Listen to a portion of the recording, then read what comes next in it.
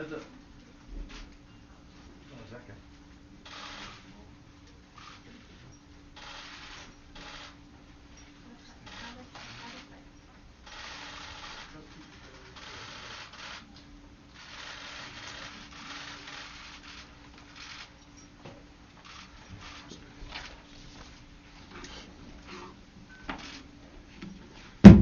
afternoon, and thank you very much for coming.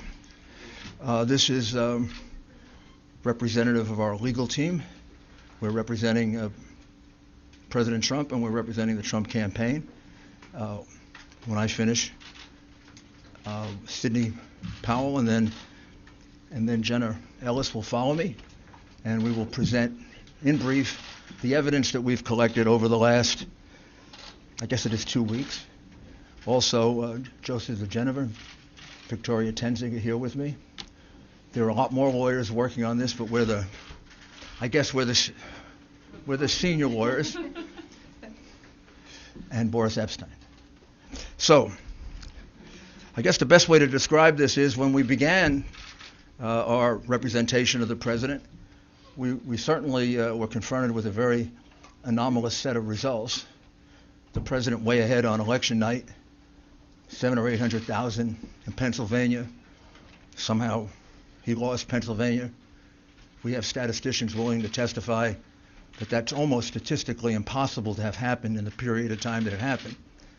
But of course, that's just speculation. As we started investigating, both our investigations and the very patriotic and brave American citizens that have come forward are extraordinary number of people, extraordinary number of witnesses. And what emerged very quickly is there's not a singular voter fraud in one state.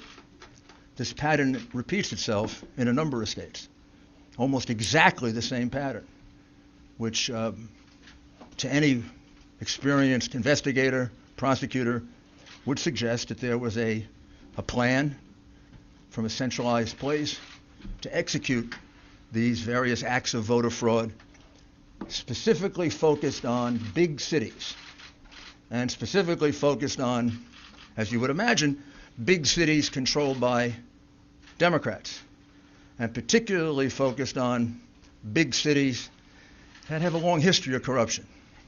The number of voter fraud cases in Philadelphia could fill a library. Just a few weeks ago, there was a conviction for voter fraud, and one 2 weeks before that. And I've often said, I guess sarcastically, but it's true, the only surprise I would have found in this is if Philadelphia hadn't cheated in this election, because for the last 60 years, they've cheated in just about every single election. You could say the same thing about Detroit. Each one of these cities are cities that are controlled by Democrats, which means they can get away with anything they want to do. It means they have a certain degree of control over, certainly control the election board completely, and they control law enforcement, and unfortunately, they have some friendly judges that will issue ridiculously irrational opinions just to come out in their favor. So let's start with the specifics. Pennsylvania. In Pennsylvania, the margin of victory now for Biden, which is not a victory, it's a fraud, is 69,140 votes. The reality is that we are now at a count of 682,770 ballots, for which we have affidavits that there was no inspection of that ballot at the time that it was entered in the vote. It was a mail ballot. Mail ballots are particularly prone to fraud. We were warned about that by Jimmy Carter, President Jimmy Carter, and Secretary Baker in a report about a dozen years ago, in which they said that mail balloting is particularly susceptible of fraud, that we should very carefully consider ever doing it, and that it can be taken advantage of. Justice Souter warned us of the same thing in a comment in an election law case. And even the New York Times wrote articles about how dangerous mail-in voting was.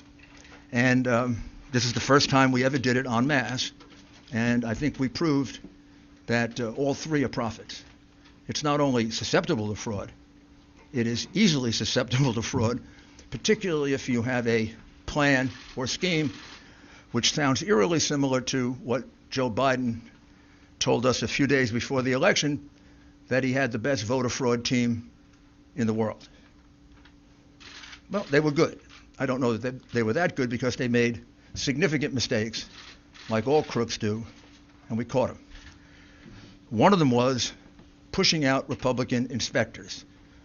Every state, almost every civilized country, even Tanzania and places you wouldn't think of, have rules about inspectors, particularly for mail-in ballots. And why particularly for mail-in ballots? Because they can more easily be defrauded, and you can't check on it. People who have never done a mail-in ballot, I'm going to show you why it's so easy.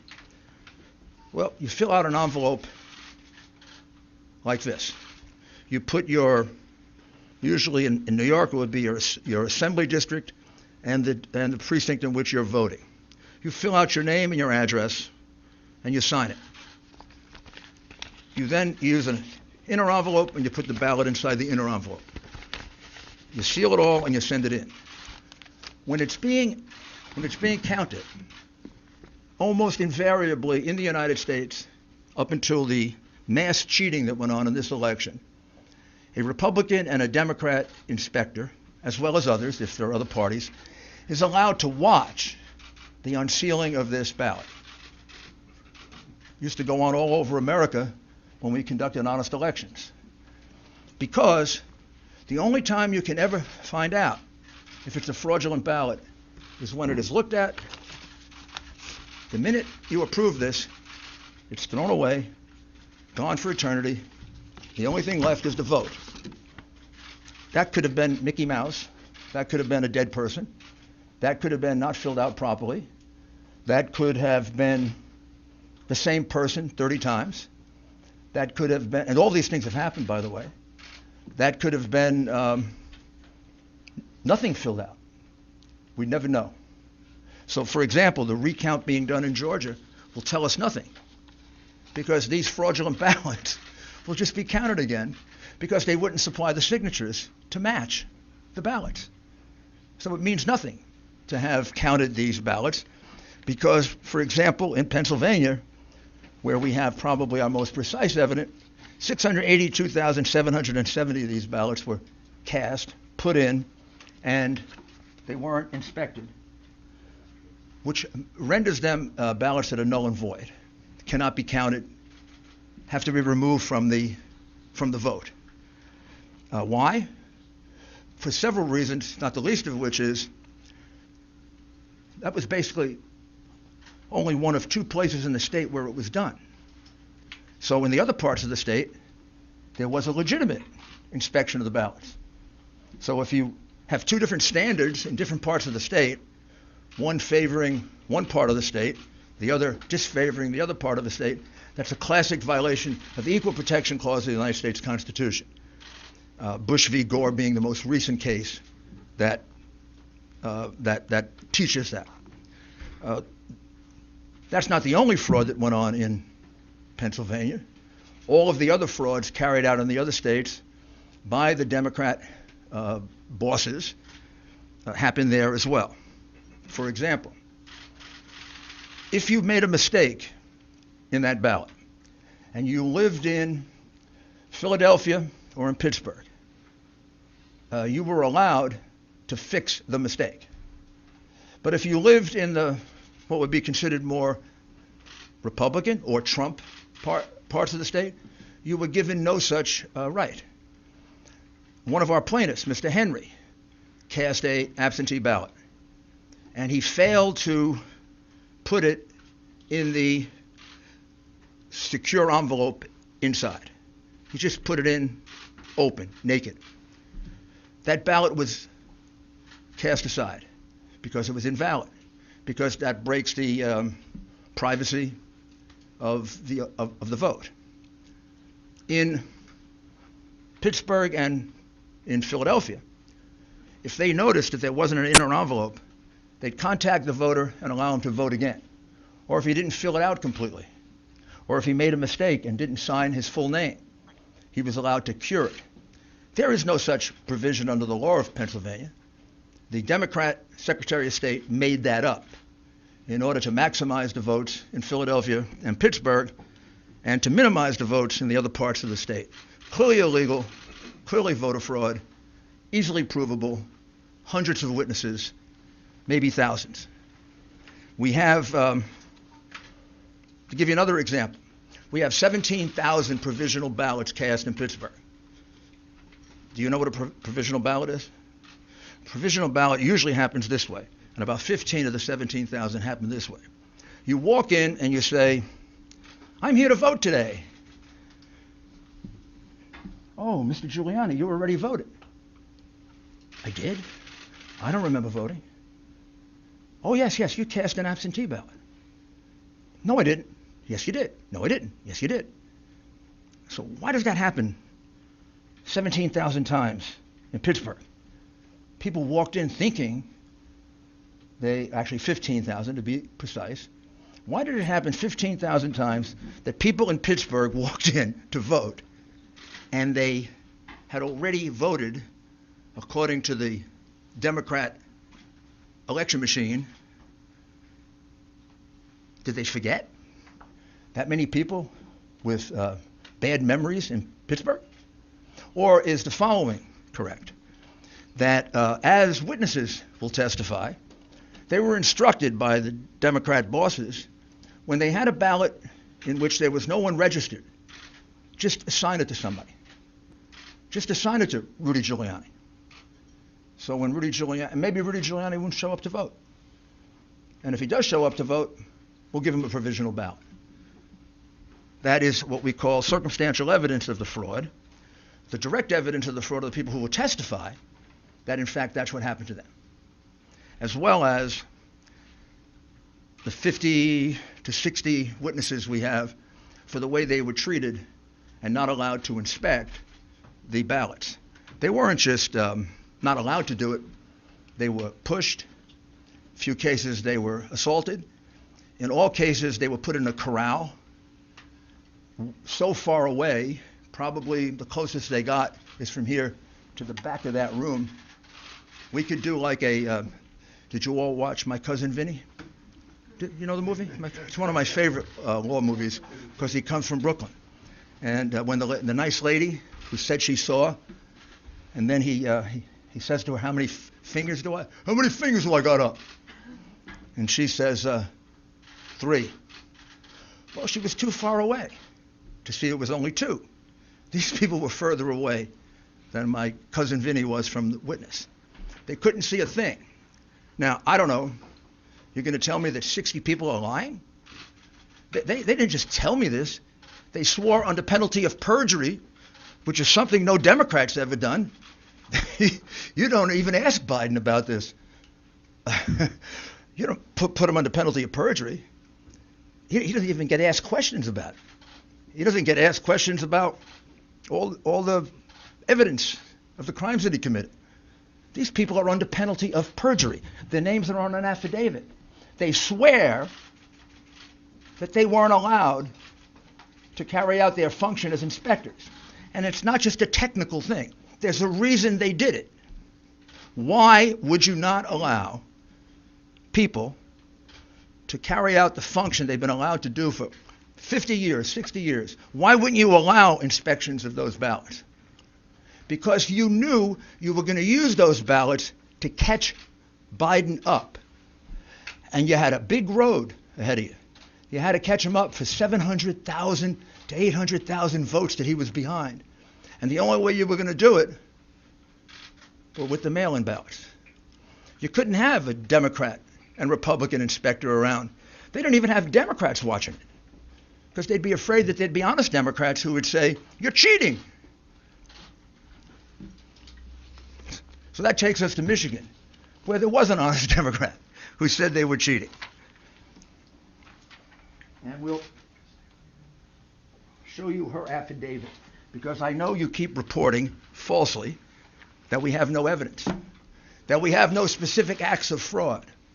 That's because the coverage of this has been almost as dishonest as the scheme itself. The American people are entitled to know this. You don't have a right to keep it from them. You don't have a right to lie about it. And you are. I mean, you don't report to them that a citizen of this country, a very fine woman, who is willing to allow me to give you her name. And I can't give you all these affidavits because if I do, these people will be harassed. They'll be threatened. They may lose their job. They will lose their friends. We've lost lawyers in this case because they've been threatened. We've had lawyers that need protection. What's going on in this country is horrible, and the censorship that you're imposing is making it worse. But Jessie Jacob is an adult citizen and a resident of the state of Michigan. She's been an employee of the city of Detroit for decades. I know her age, but she can tell you her age. She was assigned to voting duties in September, and she was trained by the city of Detroit and the state of Michigan. She was basically trained to cheat. She said that I was instructed by my supervisor to adjust the mailing date of these absentee ballot packages to be dated earlier than when they were actually sent in. The supervisor made that announcement for all workers to engage in that fraudulent practice. That's not me saying that. That's this American citizen saying that under oath. I don't know. Maybe you could say she's lying, but you can't say there's no evidence. This is what we call evidence. This is direct evidence, not circumstantial. I tried many, many cases, as did all my colleagues here. You put a witness on a witness stand, the witness is testifying to their own knowledge. This witness goes on the witness stand and she will say, I was told to adjust the date on the absentee ballots. I witnessed election workers and employees going over to the voting booths with voters in order to watch them vote and coach them for whom to vote. Completely illegal. She will testify to that. I don't know. Biden's people can cross-examine her, but you can't just throw it away. Gee, there's no evidence. Next time you say that, you'll be lying. Because there is evidence. This, oh, by the way, this is public. You can all get it.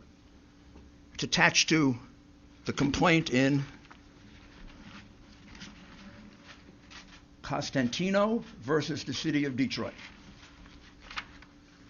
Then she was instructed by my supervisor not to ask for a driver's license or any photo ID when a person was trying to vote. Don't ask for identification. Why would you not ask for identification? Because you knew that a lot of people not entitled to vote were going to come in and early vote. Because you knew that illegal immigrants were going to be allowed to vote. You knew, if you lived in Philadelphia, unless you're stunad, that's an Italian expression for stupid, unless you're stupid, you knew that a lot of people were coming over from Camden to vote. They do every year. Happens all the time in Philly. It's about as frequent as getting beaten up at a Philadelphia Eagle football game. Happens all the time. All the time. And it's allowed to happen because it is a Democrat, corrupt city. And has been for years. Many, many years. And they carried it out in places they could get away with it. They didn't carry it out in neutral places. They didn't carry it out in Republican places. They didn't carry it out where the law is respected. They carried it out in a corrupt city where the district attorney releases criminals en masse, which is why it has so much crime. She also said, I observed a large number of people who came to the satellite location to vote in person, but they had already applied for and submitted an absentee ballot. So she observed a lot of people voting twice. Again, this is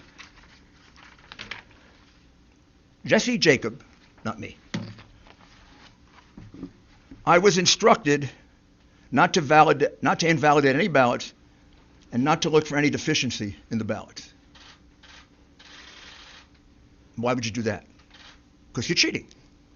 On purpose cheating. Intentionally cheating. You're cheating as a institution. This is an instruction from the election commissioner or the employer to the worker. Don't look for any deficiencies in the ballots. I was instructed not to look at any of the signatures of the absentee ballots. If she was instructed not to look for any of the signatures on the absentee ballots, why the heck do you sign it in the first place? In order to identify it. She was instructed not to do that because many of the absentee ballots were fraudulent, and they knew that, and they didn't want to have a count of that. On November 4, 2020, I was instructed to improperly predate the absentee ballots when the receipt date was actually was after November 3rd, 2020. Now this is really significant because Justice Alito of the Supreme Court instructed Pennsylvania that any ballot that comes in after 8 o'clock on November 3rd, 2020 had to be put aside and not opened because there's a question as to its legality and its constitutionality. What she's telling you is that they blatantly disregarded that order, that they took ballots that were marked the 4th and the 5th and the 6th, and they marked it down for the 3rd in blatant disregard of the order of the United States Supreme Court. This is I don't know if she's a Democrat or Republican. I assume if she's working for the city of Detroit that she's a Democrat. I assume, but I may be wrong. She's a citizen. I've never met her, never coached her. And I'd like you to note that it's signed under penalties of perjury. We have 100 more of these. I can't show them to you because those people don't want to be harassed. They don't want to have their lives torn apart by the goons on the other side. We don't do that to them.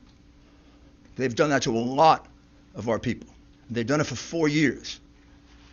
And it's outrageous that it's tolerated, and it's tolerated because you condone it in the press, and you don't cover it, and you don't condemn it. And it shouldn't happen to a Republican or a Democrat. A lawyer shouldn't have to withdraw from a case because he's representing the President of the United States. There are many more affidavits here. I'd like to read them all to you, but I don't have the time. You should have had the time and energy to go look for them. That's your job. Like it's my job to defend the President and to represent the President. It's your job to read these things and not falsely report that there's no evidence. Do you know how many affidavits we have in the Michigan case? 220 affidavits. They're not all public, but 8 of them are. 4 affiants here, those are people who give affidavits, report an incident that under any other circumstances would have been on the front page of all your newspapers if it didn't involve the hatred that you have, irrational, pathological hatred that you have for the President. What they swear to is that at 4:30 in the morning, a truck pulled up to the Detroit center where they were counting ballots. The people thought it was food, so they all ran to the truck. It wasn't food. It was thousands and thousands of ballots. And the ballots were in garbage cans, they were in paper bags, they were in cardboard boxes, and they were taken into the center. They were put on a number of tables. At that time, they thought all the Republican inspectors had left, all but 2 had, and an employee of Dominion, who we will address a little bit later, Dominion.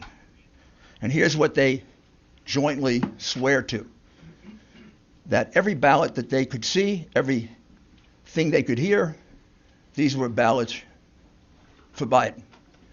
When they saw a ballot, these were ballots only for Biden, meaning there was no down ticket, just Biden.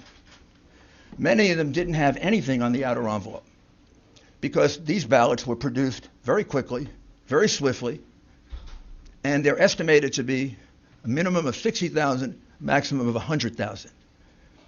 Many of them were triple counted, which means they were put into the counting machine this way. Once, twice, 3 times. I didn't see that. I don't know that, but for the fact that 3 American citizens are willing to swear to it. And we're not going to let them go to court and do that? We're going to let this election go by when there are, in this case, 60 witnesses that can prove what I'm saying to you and other acts of fraud in Michigan? I mean, what's happened to this country if we're going to let that happen? What happened to this country if we're going to cover that up?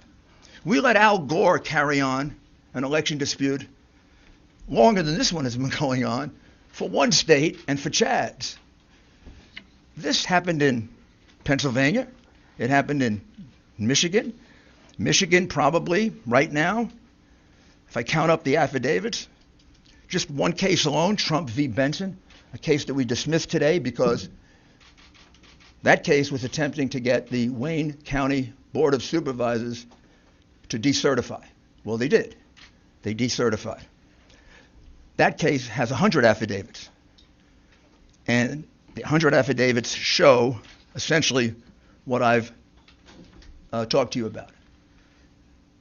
Counting ballots improperly, counting them 3 and 4 times, having people vote 3 and 4 times, changing and backdating ballots to the point of at least 300,000 illegitimate ballots that we can specifically identify. The margin in Michigan was 146,121, and these ballots were all cast basically in Detroit that Biden won 80-20. So you see a change as a result of the election in Michigan if you take out Wayne County. So it's a very significant case.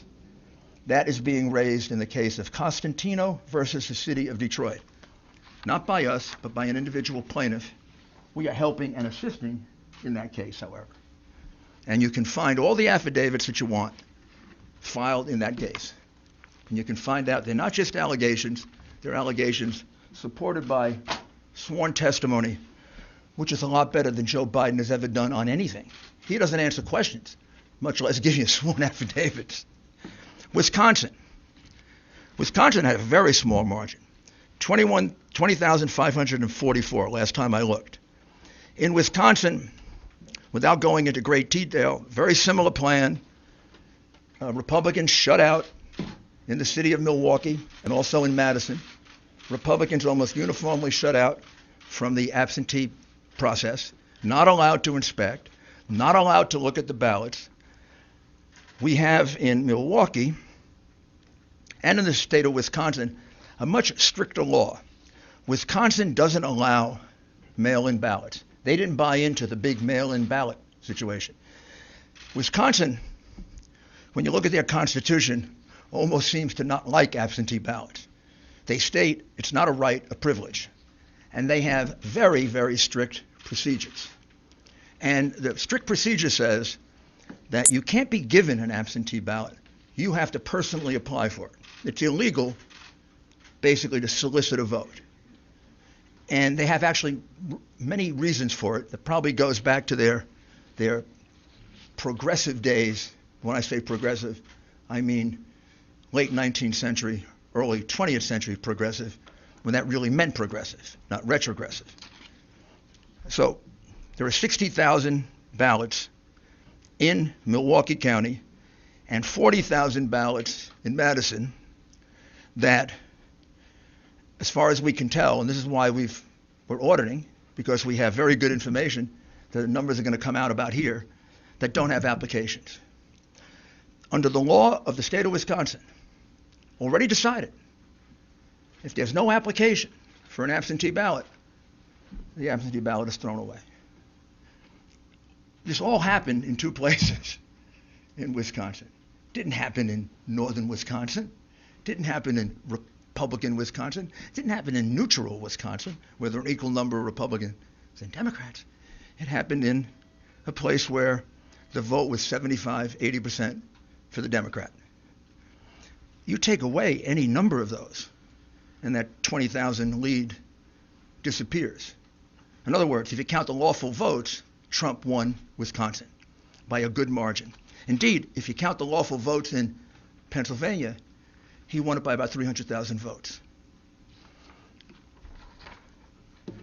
Also, in the lawsuit filed in Wisconsin, which is really a petition because of their procedures, there were no inspectors provided for the count of the illegal ballots. There were numerous backdated ballots. We're just counting them now, run over into the thousands. And there were many precincts in which there was an overvote. Now let me explain to you what an overvote is, which is something you should have explained to the American people, because it's about the clearest circumstantial evidence of massive fraud that you can have. An overvote is if 200% of the people who are registered in a district vote. Think about that. 200% of the registered voters in a district vote. What does that mean? That means somebody voted twice. That means somebody who's not entitled to vote voted, an illegal, a person from another city or state, a person who's not registered. But what it means is that those are illegitimate votes. You don't have an overvote of 200% or 300%. You don't have an overvote of 100%. Most precincts don't have 100% turnout. In fact, classically, it's considered to be an overvote if you go over 80%. Well, in Michigan and Wisconsin, we have overvotes in numerous precincts of 150%, 200%, and 300%.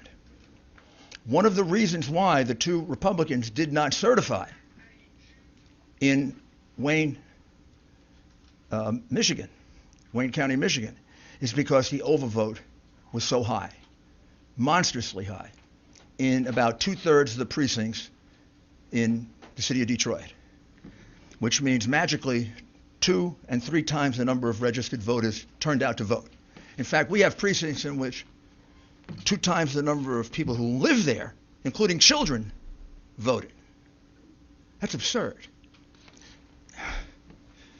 The frustration of this is, what I'm describing to you is a massive fraud. It isn't a little teeny one. It isn't, 100 votes switched here or there. Georgia, we're about to file a major lawsuit in Georgia. That'll be filed probably tomorrow. I don't need to go through it. Virtually the same things I've told you before.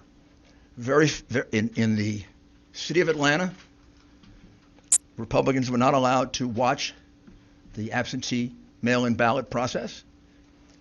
Inspections completely cast aside. And we have numerous double voters. We have numerous out-of-state voters. And we have specific evidence of intimidation and changes of vote. That'll all be in the lawsuit that comes out tomorrow. Arizona is a state that we're looking at very, very carefully.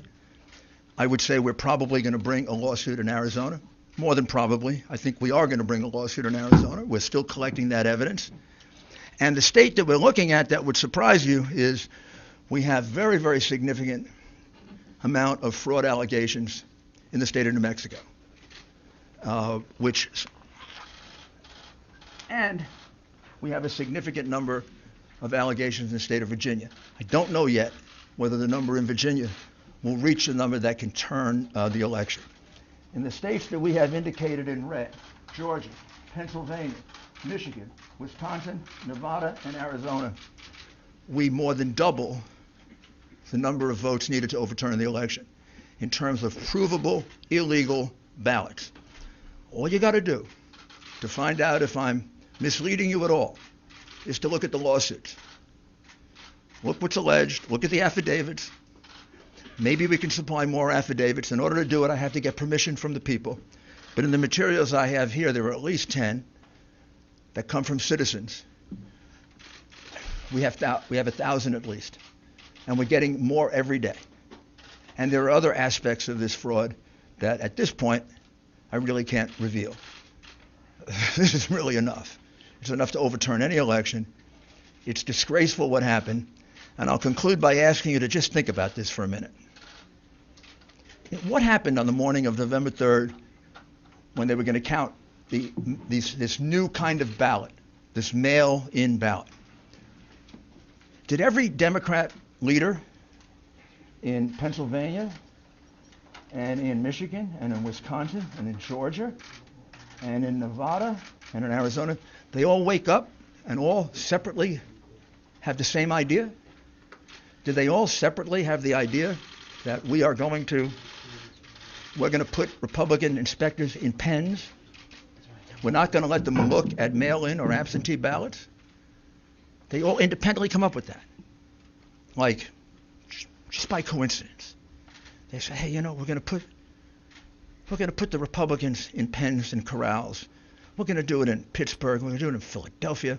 We're going to do it in Detroit. We're going to do it in Milwaukee. We're going to do it in Las Vegas. We're going to do it in Phoenix. What did I miss? Oh, we're going to do it in Atlanta. Or isn't the logical conclusion that I think any jury would accept after they heard this evidence that somebody had this plan? Maybe that was always the plan, to do this very, very questionable form of voting, which has been criticized by President Carter, by Secretary Baker, by most experts on election reform. I think the logical conclusion is this is a common plan, a common scheme. It comes right directly from the Democrat Party, and it comes from the candidate. Clearly. That's the reason why Hillary Clinton said, don't concede, even if you're losing. That's the reason we had a Freudian slip by the candidate. And he said he had the best voter fraud team in the country. That's the reason why he probably didn't have to go out and campaign. He had to have known what they were going to do. This had to be planned in advance. I'm kind of checking, did they go, to the same contractor to get the corrals to put the Republicans in? And this is a disgraceful thing that was done in this country. Probably not much more disgraceful than the things these people did in office, which you didn't and don't bother to cover and you conceal from the American people. But we let this happen. We use largely a Venezuelan voting machine, in essence, to count our vote. We let this happen, we're going to become Venezuela. We cannot let this happen to us. We cannot allow these crooks, because that's what they are, to steal an election from the American people. They elected Donald Trump. They didn't elect Joe Biden. Joe Biden is in the lead because of the fraudulent ballots, the illegal ballots that were produced and that were allowed to be used after the election was over. Give us an opportunity to prove it in court, and we will. Now I'm going to ask Sidney Powell to describe to you what we can describe about another totally outrageous situation. I don't think most Americans know that our ballots get calculated, many of them outside the United States, and are completely open to hacking, completely open to change, and it's being done by a company that specializes in voter fraud. I'll let Sidney describe that to you. Thank you, Rudy. What we are really dealing with here and uncovering more by the day is the massive influence of communist money through Venezuela, Cuba, and likely China in the interference with our elections here in the United States. The Dominion voting systems, the Smartmatic technology software, and the software that goes in other computerized voting systems here as well, not just Dominion, were created in Venezuela at the direction of Hugo Chavez to make sure he never lost an election after one constitutional referendum came out the way he did not want it to come out. We have one very strong witness who has explained how it all works. His affidavit is attached to the pleadings of Lynn Wood in the lawsuit he filed in Georgia. It is a stunning, detailed affidavit because he was with Hugo Chavez while he was being briefed on how it worked. He was with Hugo Chavez when he saw it operate to make sure the election came out his way. That was the express purpose for creating this software. He has seen it operate, and as soon as he saw the multiple states shut down the voting on the night of the election, he knew the same thing was happening here, that was what had gone on. Now, the software itself was created with so many variables and so many back doors that can be hooked up to the internet or a thumb drive stuck in it or whatever, but one of its most characteristic features is its ability to flip votes. It can set and run an algorithm that probably ran all over the country to take a certain percentage of votes from President Trump and flip them to President Biden, which we might never have uncovered had the votes for President Trump not been so overwhelming in so many of these states that it broke the algorithm that had been plugged into the system. And that's what caused them to have to shut down in the states they shut down in. That's when they came in the back door with all the mail-in ballots, many of which they had actually fabricated. Some were on pristine paper with identically matching perfect circle dots for Mr. Biden. Others were shoved in batches. They're always put in a certain number of batches, and people would rerun the same batch. This corresponds to our statistical evidence that shows incredible spikes in the vote counts at particular times, and that corresponds to eyewitness testimony of numerous people who have come forward and said they saw the ballots come in the back door at that time. Notably, the Dominion executives are nowhere to be found now. They are moving their offices overnight to different places. Their office in Toronto was shared with one of the Soros entities. One of the leaders of the Dominion project overall is Lord Malloch Brown, Mr. Soros' number 2 person in the UK, and part of his organization. There are ties of the Dominion leadership to the Clinton Foundation and to other known politicians in this country. Just to give you a brief description of how this worked, I'm going to quote from a letter that was written, and I will read that to make sure I get the quotes right. This person was objecting to the United States acquisition of Sequoia voting systems by Smartmatic, a foreign-owned company. I believe this transaction raises exactly the sort of foreign ownership issues that CFIUS is best positioned to examine for national security purposes. It's undisputed that Smartmatic is foreign-owned and it has acquired Sequoia. They keep changing the names as they go along. Different times when a problem comes up, they just create another corporation and call it a different name. But it was a voting machine company doing business in the United States. Sequoia voting machines were used to record over 125 million votes during the 2004 presidential election in the United States. Smartmatic now acknowledges that Antonio Mujica, a Venezuelan businessman, has controlling interest in Smartmatic, but the company has not revealed who all the Smartmatic owners are.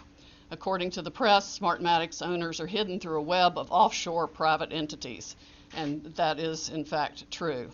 Smartmatic has been associated with the Venezuelan government led by Hugo Chavez, which is openly hostile to the United States, and of course, as we all know, communistic and really brutalizing its own people.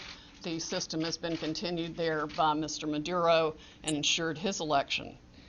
Smartmatic's possible connection to the Venezuelan government poses a potential national security concern in the context of its acquisition of Sequoia, because electronic voting machines are susceptible to tampering, and insiders are in the best position to engage in such tampering. This letter expresses concern of the Chicago 2006 primary election.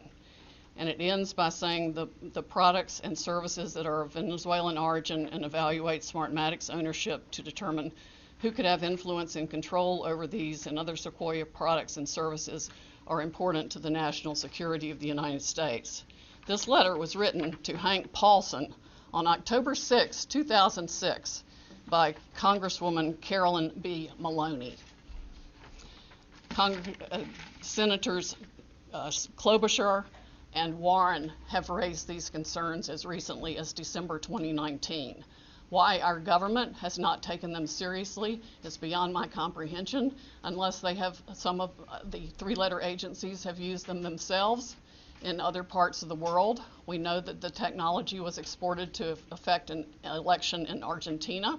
That's admitted by our friend who wrote the affidavit about Hugo Chavez and his interest in Smartmatic. Again, in 2006, Carolyn Maloney wrote the Honorable John Snow, the Secretary of the Treasury, about the issues.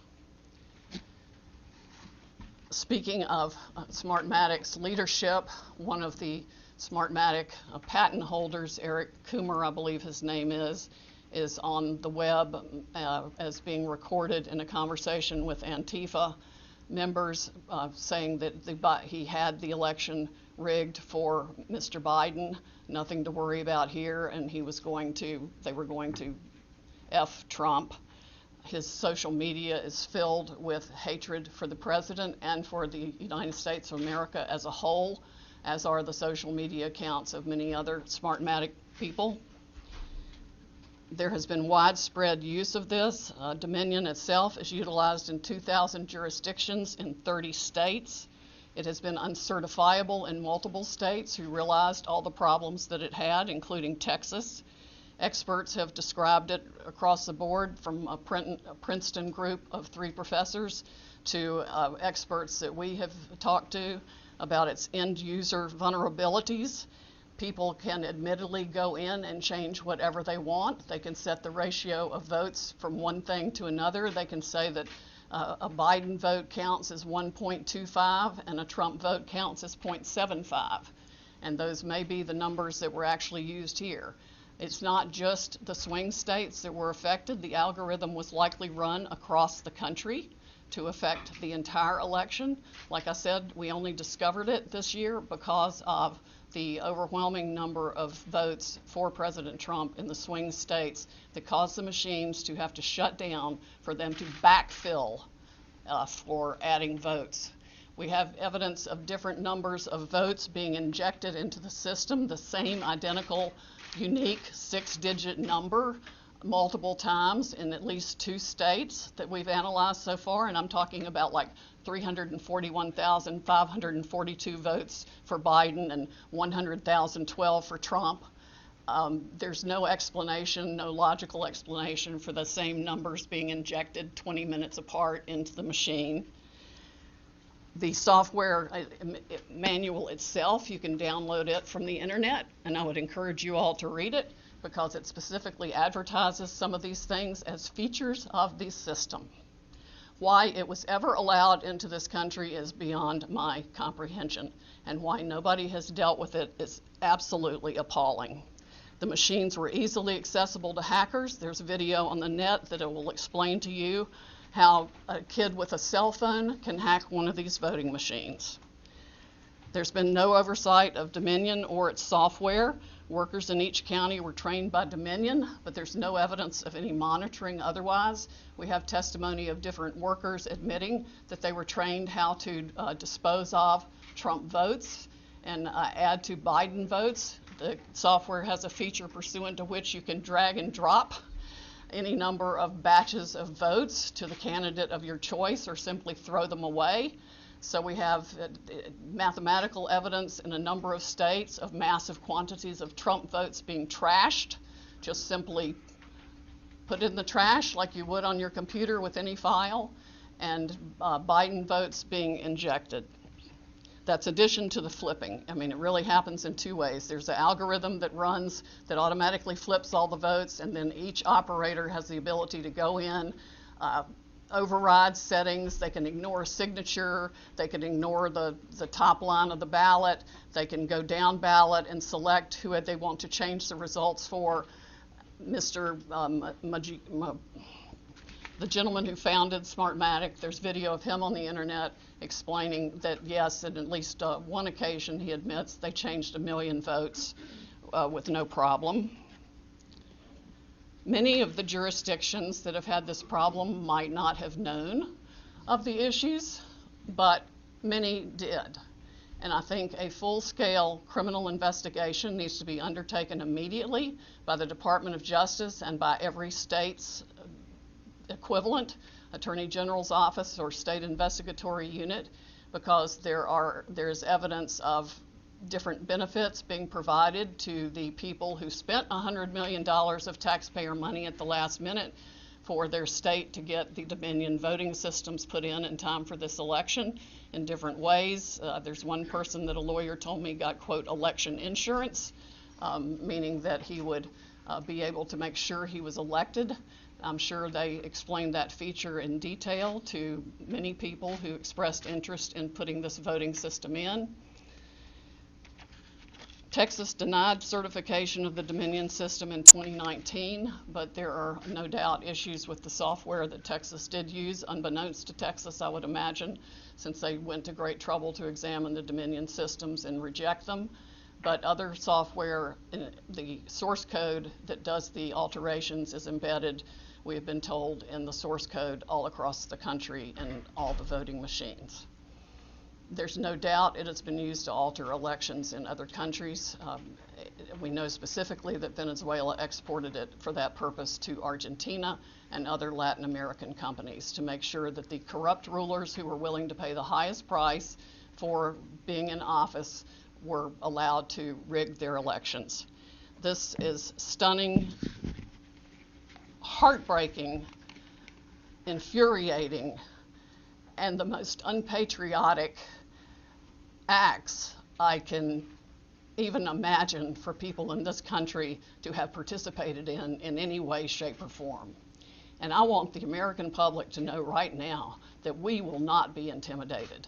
American patriots are fed up with the corruption from the local level to the highest level of our government, and we are going to take this country back.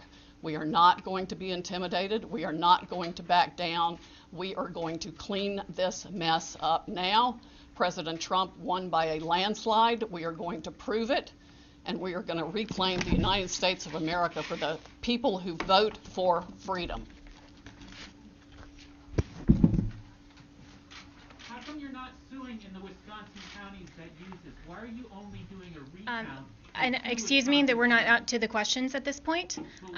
Excuse me, we're not at the questions at this point. My name is Jenna Ellis, and I'm the senior legal advisor to the Trump campaign, and I'd like to just explain now where we've been and where we're at and what you can expect from this process. So what you have heard, I'm sure, in the fake newspapers tomorrow will be one of two things. Either there was not sufficient evidence that we've presented, or we spoke too long. Okay, so what you've heard now is basically an opening statement. This is what you can expect to see when we get to court to actually have a full trial on the merits, to actually show this evidence in court and prove our case. This is not a Law and Order episode where everything is neatly wrapped up in 60 minutes. For those of you who are here in this room or have maybe tuned out in other networks, clearly you've never been court reporters.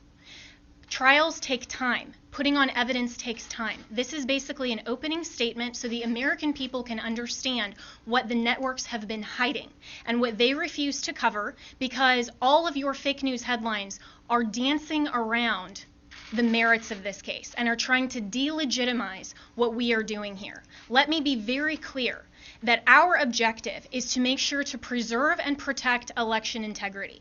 President Trump has been saying from day one that this is about maintaining free and fair elections in this country. It is not about overturning an outcome. It is about making sure that election integrity is preserved, and every American should want that. If every American is not on board with that, you have to ask yourself why.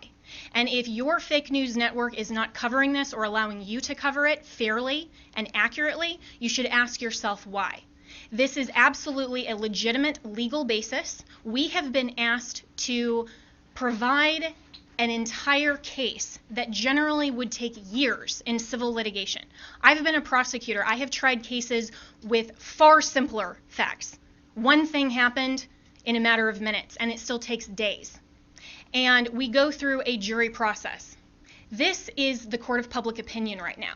We are not trying our case in the court of public opinion, because if we were, we would get unbiased jurors. I would strike 99% of you from the jury, and I would be allowed to because of the fake news coverage you provide. You are not unbiased jurors.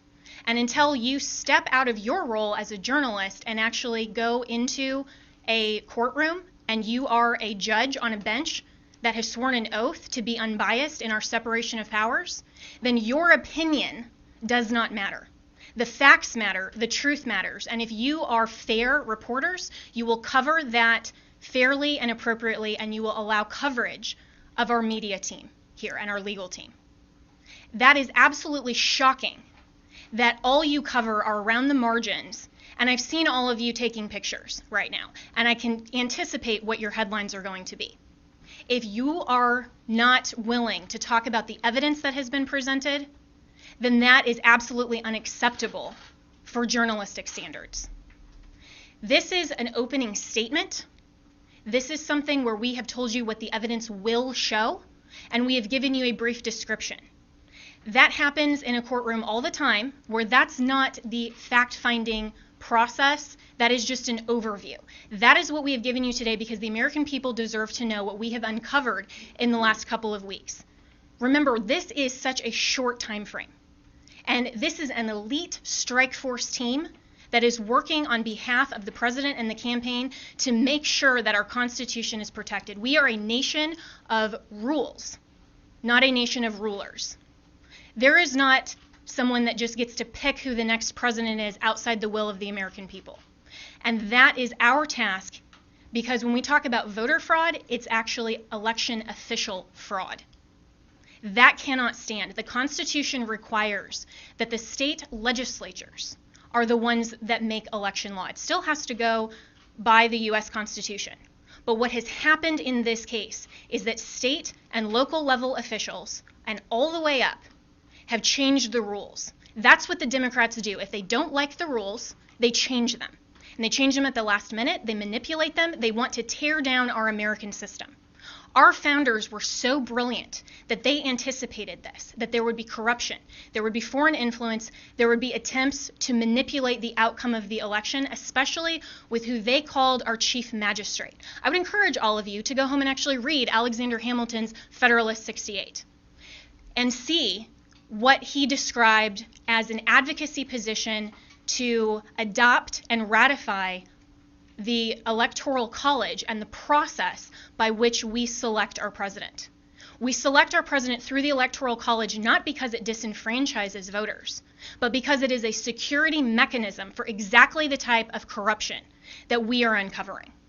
And every American should be grateful and thankful that our founders had the foresight to put in those protections and provisions to make sure that your legitimate legal vote is not disenfranchised.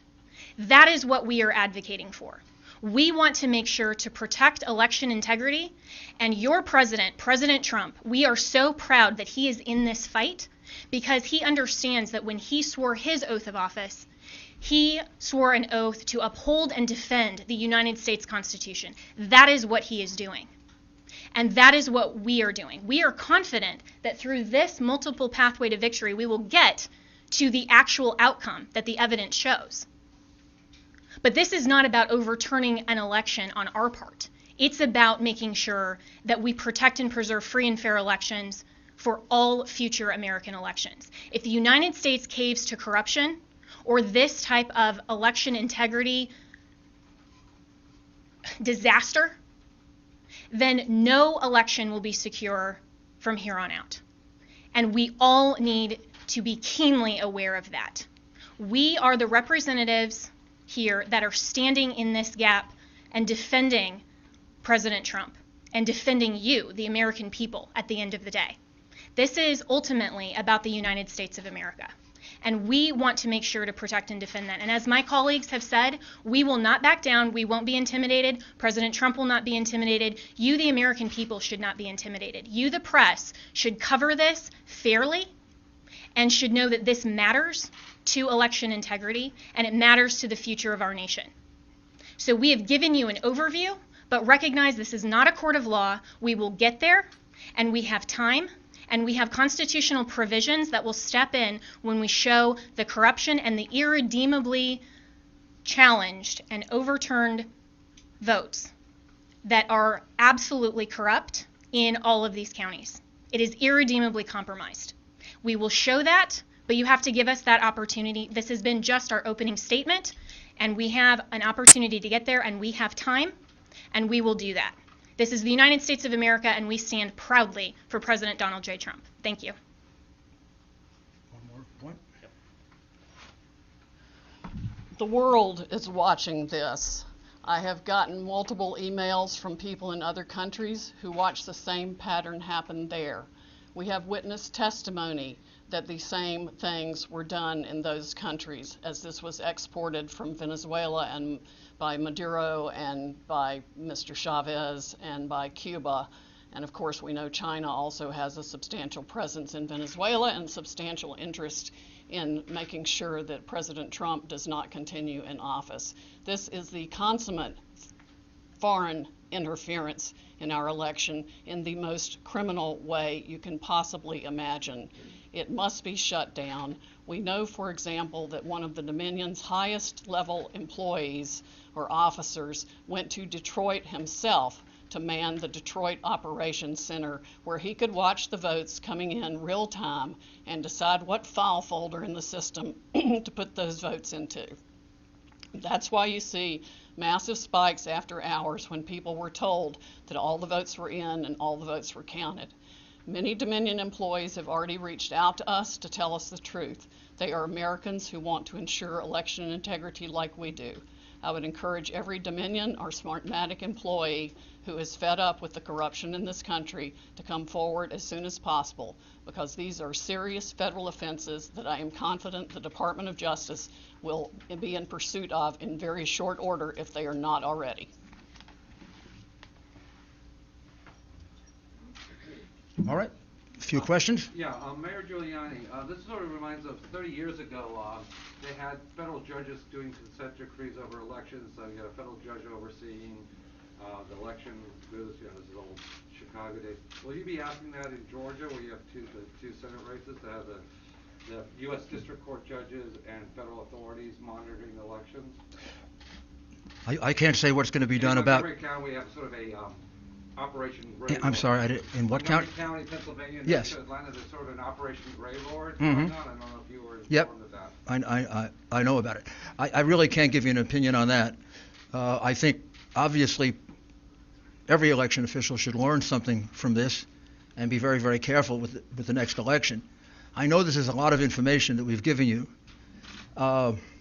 probably because we're frustrated with what we keep reading and hearing in the censored press, which is that we have no evidence, we have no specifics, we have no backup of what we're saying, and you largely ignore the affidavits that are filed.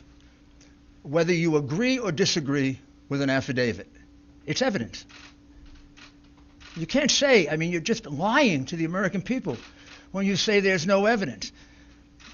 Sidney was giving you information that come from affidavits from other people that are given under oath.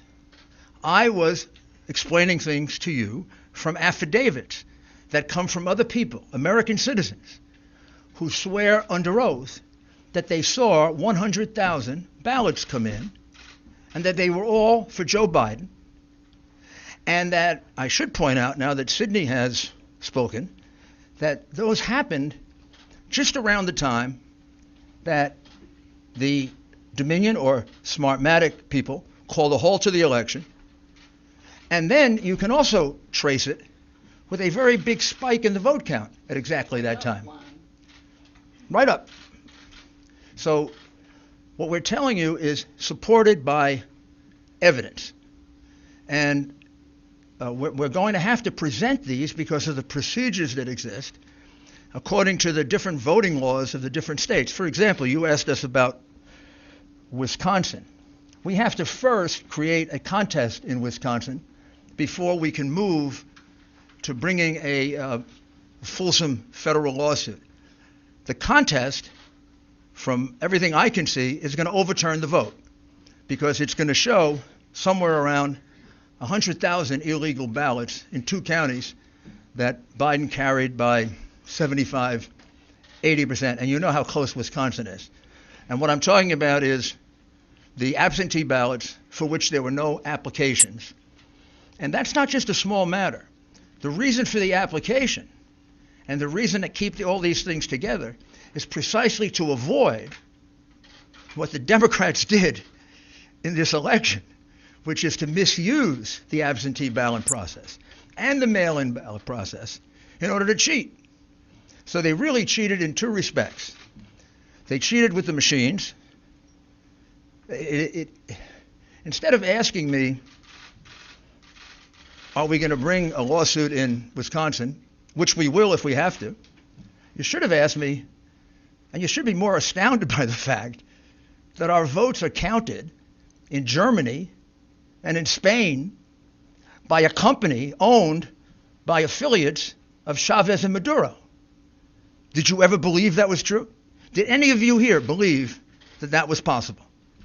Of course it's not. Of course it shouldn't be possible. I don't know if we're going to have time to develop all that in time to fill the requirements of all these cases. We have enough evidence without that to overturn this election. We have it from the affidavits of American citizens. But that's a matter of national security that we're talking about now. Very, very serious matter of national security. Please don't make light of it. And don't act like you knew it. Don't act like it isn't a surprise. If that's not a headline tomorrow, then you don't know what a headline is. There isn't a single person in this country that would have believed that we have states that are stupid enough to have our vote sent out of this country.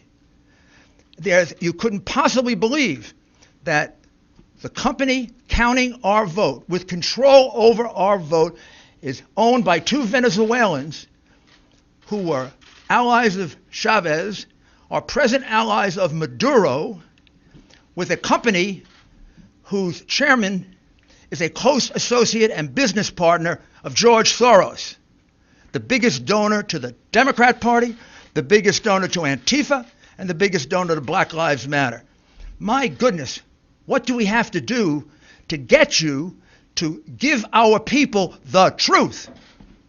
Yes. Thank you, Giuliani. My name is Liz Willis with RSBN.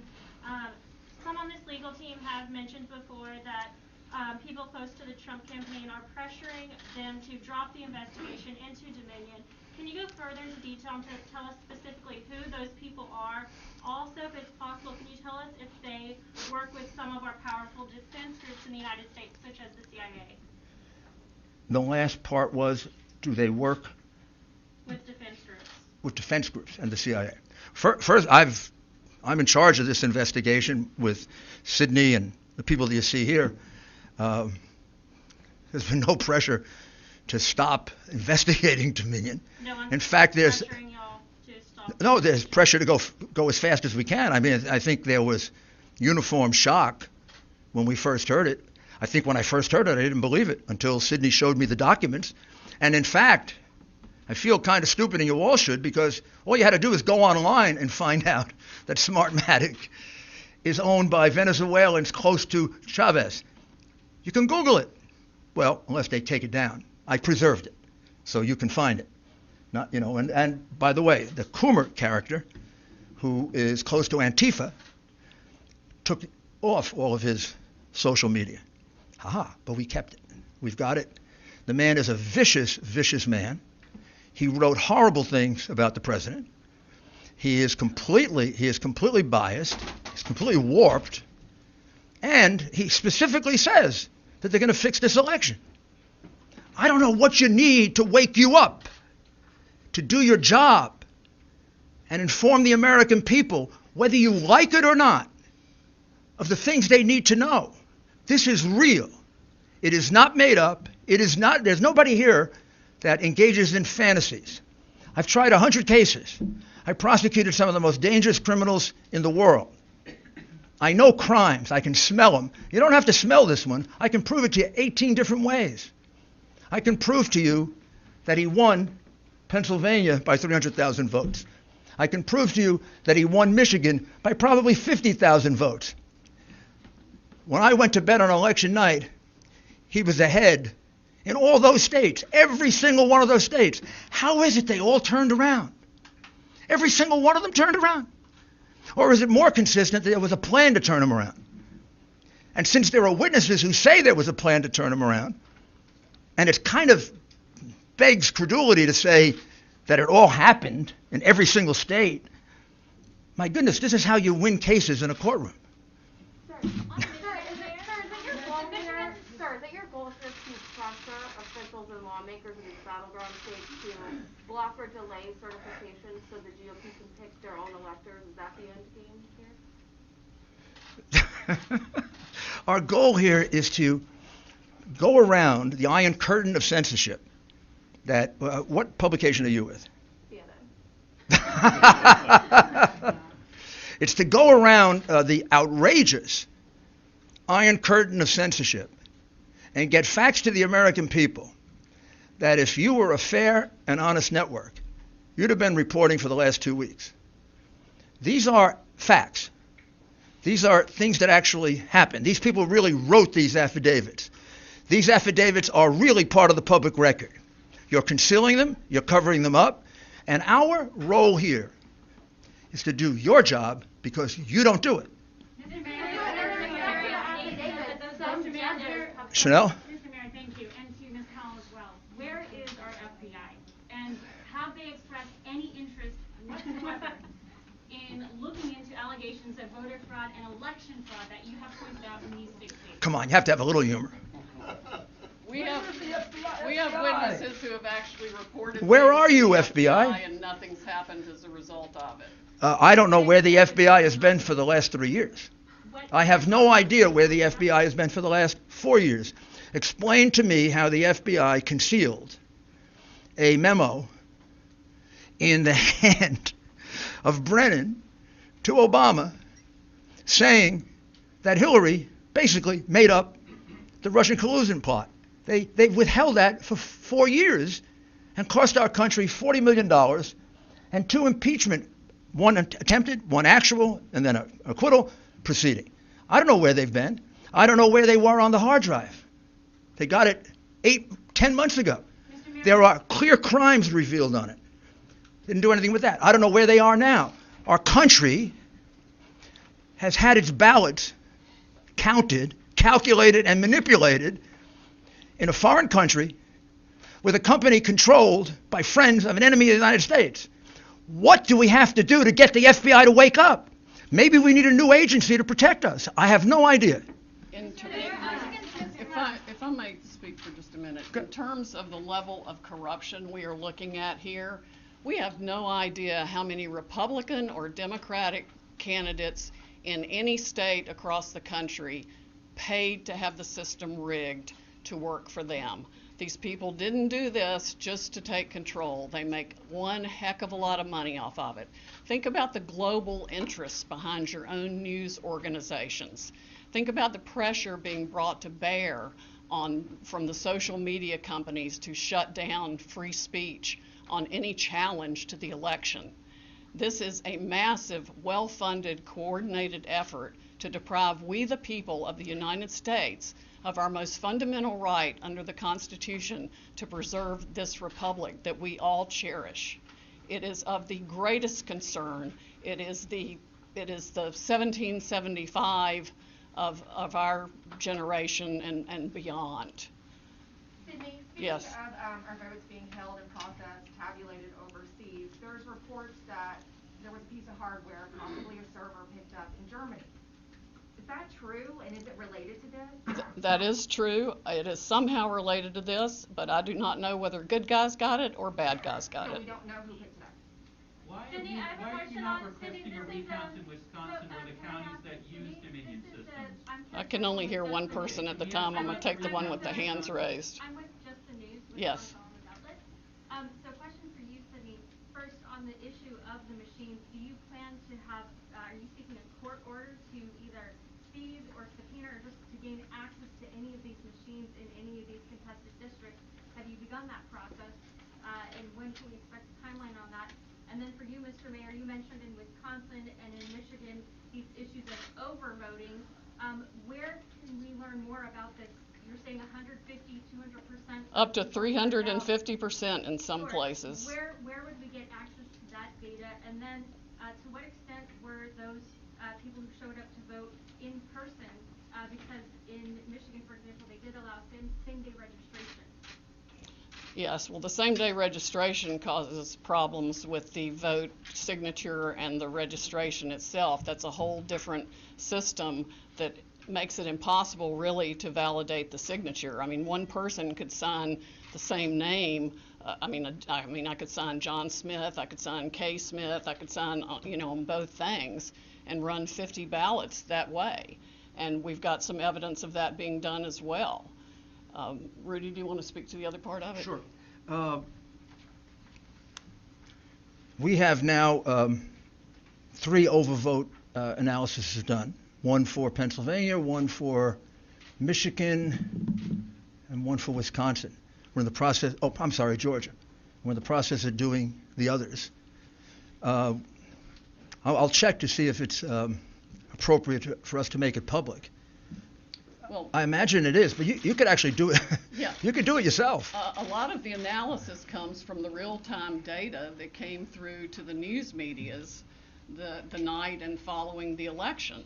And some entrepreneurs out there have started crunching data themselves, in addition to multiple experts who could easily recognize, with the mathematical brain that I do not have, the beyond explicable deviations to the point of mathematical impossibility that 186,000 votes come in at once, all for Joe Biden. That's like flipping a coin 186,000 times and it lands on heads every time. That does not happen. There is no reasonable explanation for the upshoots, the straight lines up. I'm not even talking about an angle. I'm talking about some massive straight lines up in the vote tallies in the middle of the night after they've supposedly stopped counting. And that's when the Dominion operators went in and injected votes and changed the whole system. And it affects votes around the country, around the world, and all kinds of massive interests of globalists, dictators, corporations, you name it. Everybody's against us except President Trump and we the people of the United States of America. You've spoken of unleashing the Kraken. Is the country ready for this? I mean, Americans should be astonished at what you're saying here today. Is the country on the verge of an electoral breakdown? We've already had it. We have already had that electoral breakdown. But the Constitution, as Jenna explains, has provisions in it for how you fix this. And there should never be another election conducted in this country, I don't care if it's for local dog catcher, using a Dominion machine and Smartmatic software. We have got to have an American company that uses paper ballots that we can all verify so every one of us can see that our vote is our vote. Why are you not requesting recounts in Wisconsin counties that use Dominion software? You're requesting recounts in 2 counties that don't use the software at all. Because this case is not only about, remember, this case didn't begin with Dominion. This case began, and this case can be proven the old-fashioned way. It can be proven based on just good old-fashioned democratic tactics that go back to Mayor Daley in the 1960s, when he held the vote back in Chicago so that he could elect John F. Kennedy. Or as recently as last year, when they held the vote back in Palm Beach County and Broward County in order to see if they could steal that election for the Senate and governor, and then got caught manufacturing ballots. Democrats have been doing this for years on a small scale. When they passed the mail-in voter statute, which all of a sudden multiplied by 10 times the number of mail-in votes, they realized they could have a field day. They could do precisely what Jimmy Carter and Secretary Baker warned us about. All you have to do is own an election board, and you can get away with it. And unlike what Sidney is talking about, where you could have a paper trail, a paper ballot, I tried to point out to you, the minute that you separate the outer envelope from the ballot, you can no longer trace it, which is why the count, whatever the count in Georgia today is totally ridiculous. They're counting the same fraudulent ballots one more time. Yeah. And we're still very close. Mr. Mayor, so far, no single court has found evidence of fraud. That's got to be disappointing for you and the President. How would you describe his mood at the moment? And do you and him still genuinely believe you can overturn this election, or is it about something bigger for you? Well, it is about something. Let's go from the big picture to the smaller picture. The most important thing here is that this has been a massive attack on the integrity of the voting system in the greatest democracy on earth. The people who did this have committed one of the worst crimes that I've ever seen or observed. One of the things we're the most proud of in this country is that we've been such a long-standing democracy based on the right to vote. They have trashed the right to vote, they've dishonored the right to vote, they've destroyed the right to vote in their greed for power and money. And there's no doubt about it. This was not an individual idea of 10 or 12 Democrat bosses. This is a plan. You would have to be a fool not to realize that. They do the same thing in exactly the same way in 10 big Democrat-controlled, in most cases, crooked city. And when I say crooked city, go look at how many of their officials have gone to jail in the last 20 or 30 or 40 or 50 or 60 years that they have dominated and destroyed those cities. They picked the places where they could get away with it. They picked the places where, whether or not Republicans testified to something, judges would just dismiss it because judges are appointed politically. And too many of them are hacks. They picked places where they could get a sheriff that refused to enforce a court order.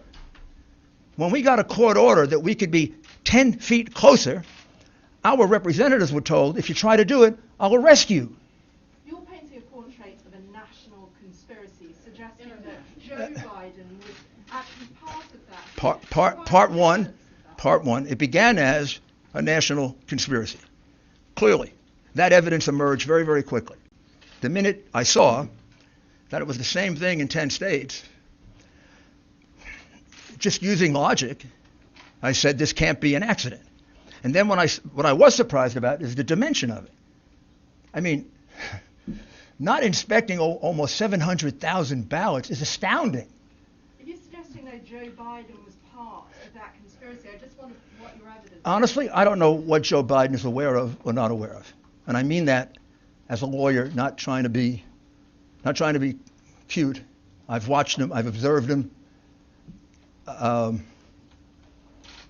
honestly don't know how much he's aware. I don't know how much he decides and how much things are decided for him. So Let me address one other thing to your question about the process. Your question is fundamentally flawed when you're asking where is the evidence. You clearly don't understand the legal process. What we have asked for in the court is to not have the certification of false results.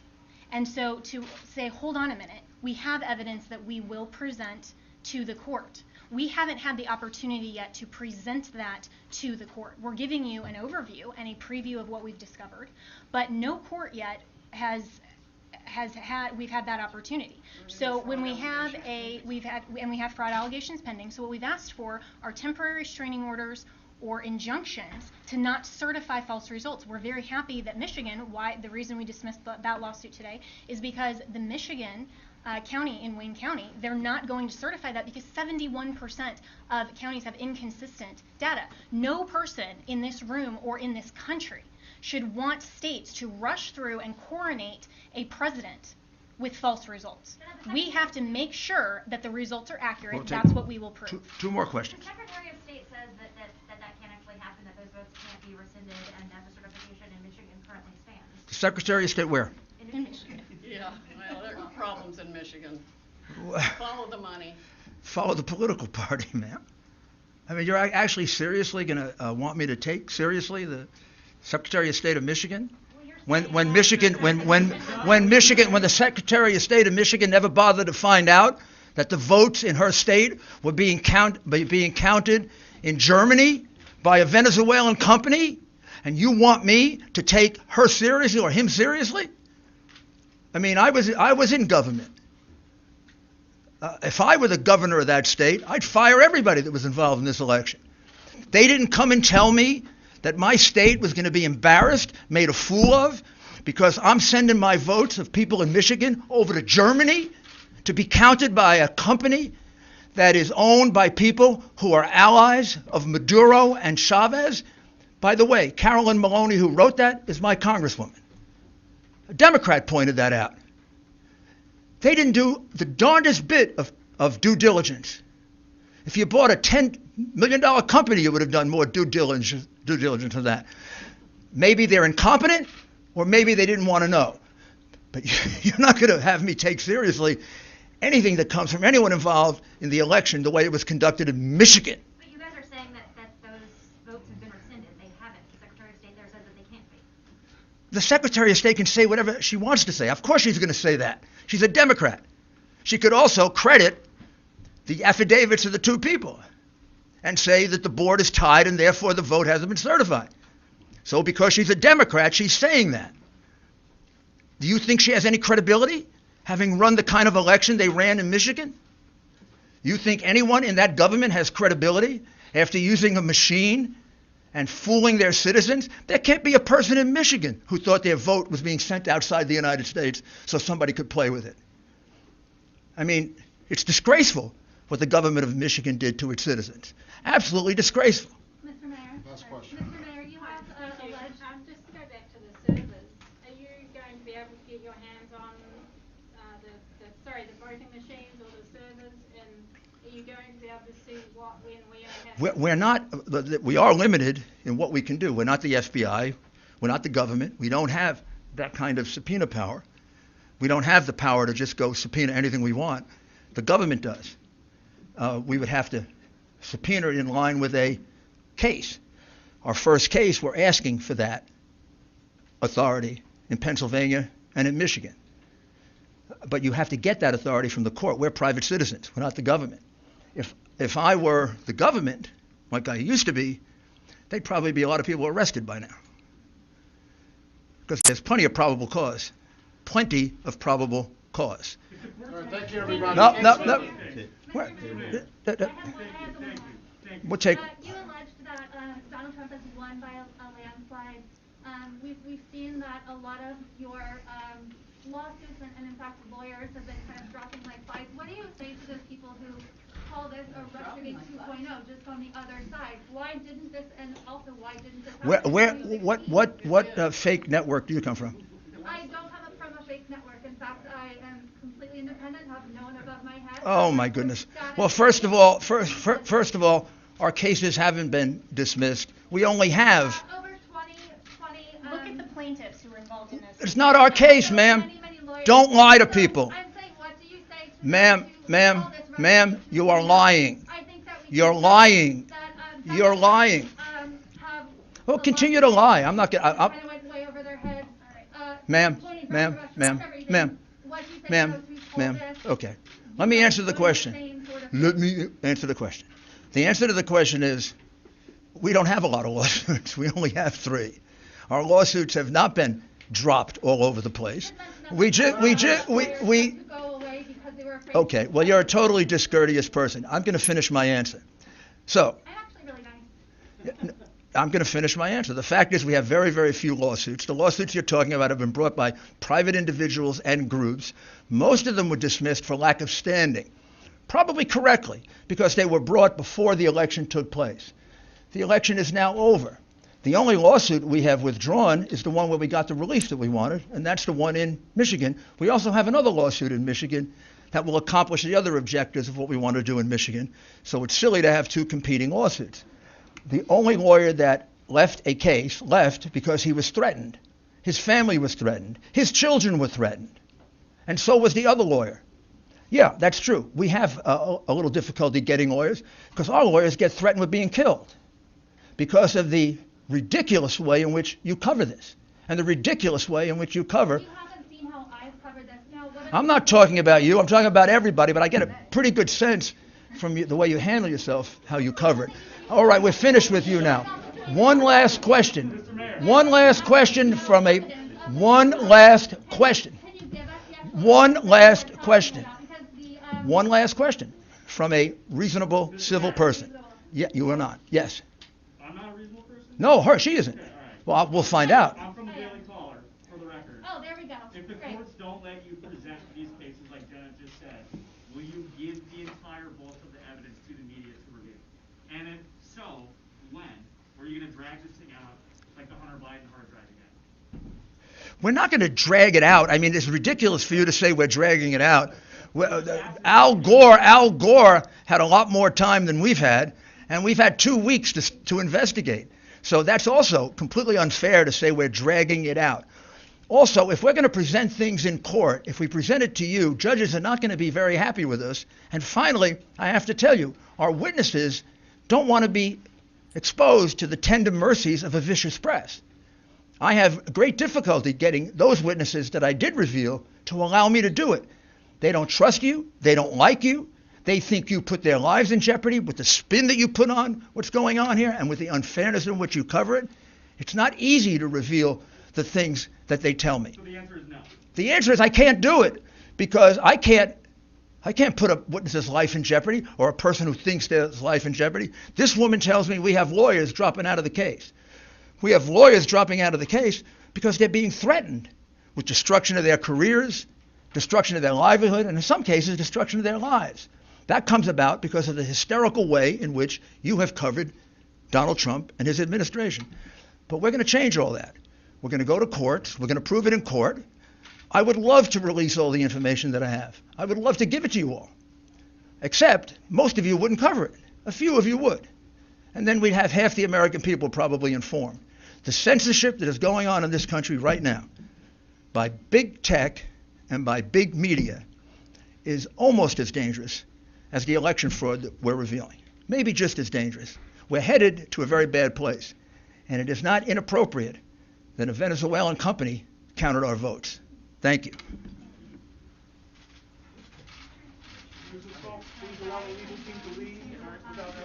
you. And you got it right there, Rudy Giuliani giving a breakdown of what's happening. A lot of his reporters and a lot of people here saying they don't know what the hell's going on.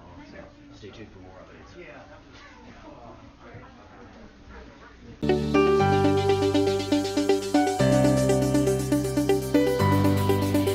We got America's mayor, the president's lawyer, the head of this effort to make sure that every legal vote counts. He's defending the country, as he does all the time. One of the best prosecutors in the history of our nation. Put the mob away, put the Wall Street mafia away. Rudy Giuliani. Mayor, thank you very much. I know you're incredibly busy with not just doing interviews, but everything you're doing in the campaign. You finally broke through, and you're going to have a hearing tomorrow, and I think it's in historic Gettysburg, Pennsylvania. Yeah, Tell us, how did you finally pull this?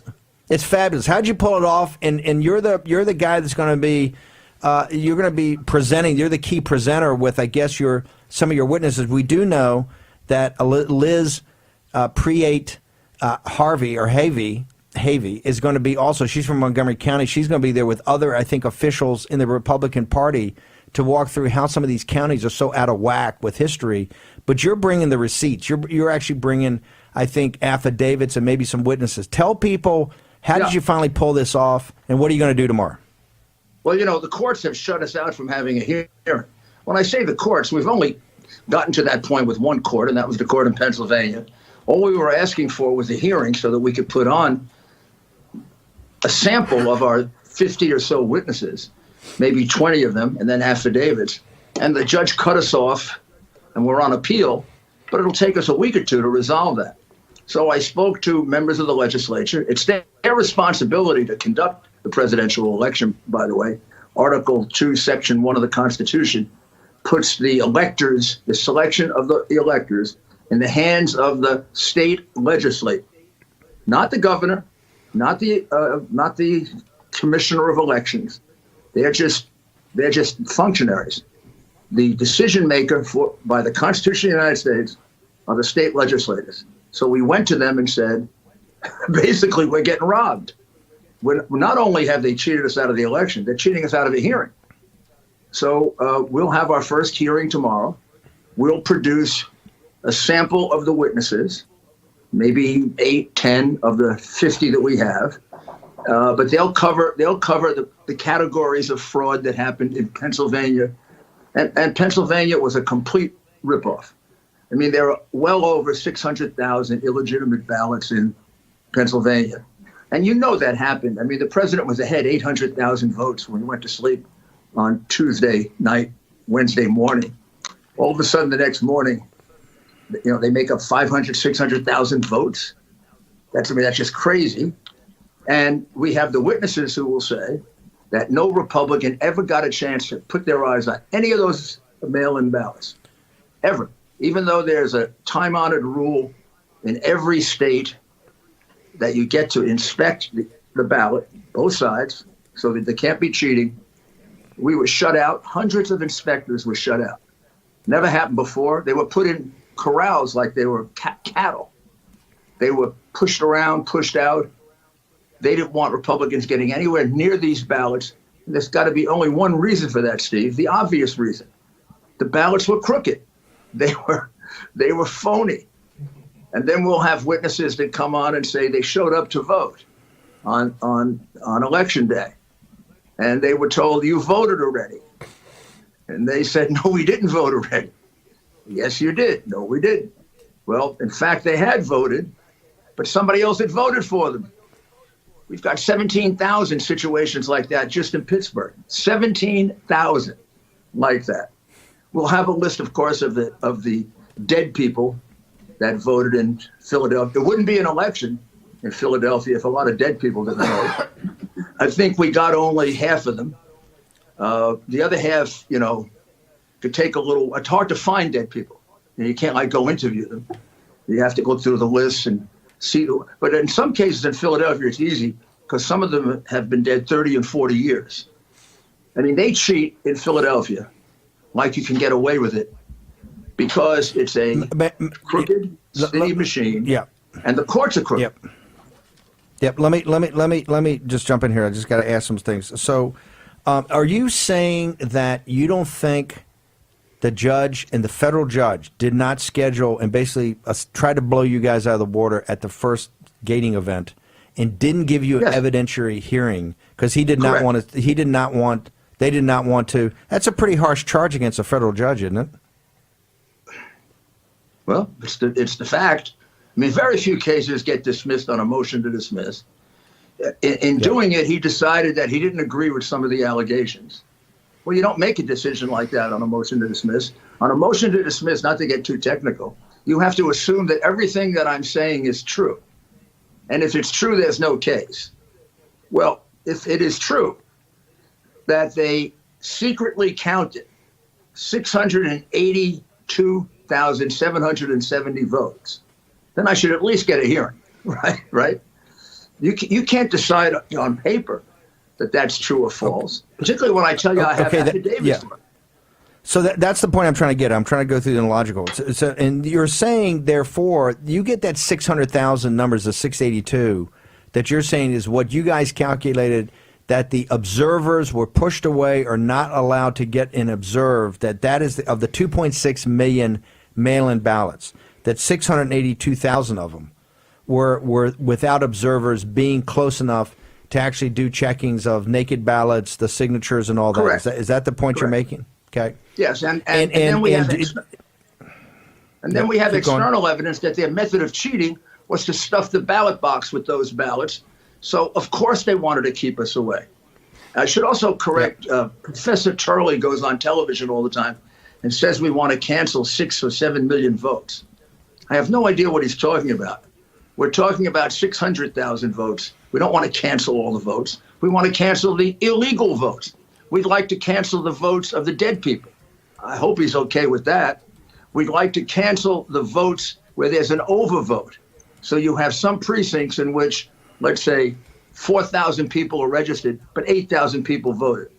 Well, there are 4,000 illegitimate votes in that precinct. We have illegal. So I just want to go. Yeah. But when people say every category of fraud in Pennsylvania. Good. And here's my other point. When people say you have no evidence and you've just been throwing wild accusations, it's back to that 600,000. And then tomorrow you're going to bring in every different category and vertical affidavits that are emblematic of others that you could get, right? That add up to a certain number. Now that number does not add up to 682, but you'll be able to say, hey, it goes over that? Yes. Well, it's well over 682. I mean, it's at least another couple 100,000 in those other categories. Okay. So you can get up to 800,000 plus.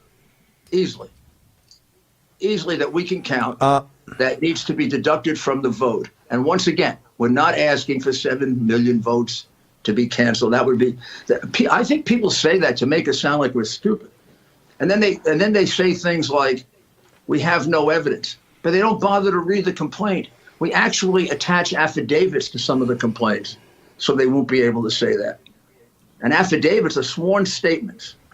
They're a lot better than Democrats ever produce. They never produce sworn statements. They just produce anonymous people. These are real people. They want to testify. They're citizens of Pennsylvania. We have lined up 80 of them to testify at a trial. We'll take 10 to 12 tomorrow as symbolic of that, so the legislators can see how their own citizens were cheated. I mean, many of them, 17,000 people in Pittsburgh, were cheated out of the right to vote because somebody else illegally voted their ballot in the early voting. But Dershowitz, in going through your case, said, hey, I think Rudy's got a great case to make an argument to rule in his favor. The problem is Rudy doesn't have anywhere close to the, I think it's 80, is it 82,000, is it 82 or 52 in Pennsylvania right now to overturn it? To actually overturn it, it was 52 the other day. Is it gotten higher? Do you know where we are, Greg? 82 or 52? It's 80. So it's 82,000. You don't have close to the 82,000. And the courts are not going to give Rudy and the president just a Pyrrhic victory. They're not going to sit there and go, you're absolutely correct, but since you can't show it, because then they're going to have all kind of chaos. I mean, I would love it because it shows that this is illegal. But do you believe in your witnesses that you can come in tomorrow and make the second point that, hey, we're right on the law, and as importantly, we've got the receipts, or we've got the receipts that a judge can sit there and go, yeah, I see where these guys can get to the 82.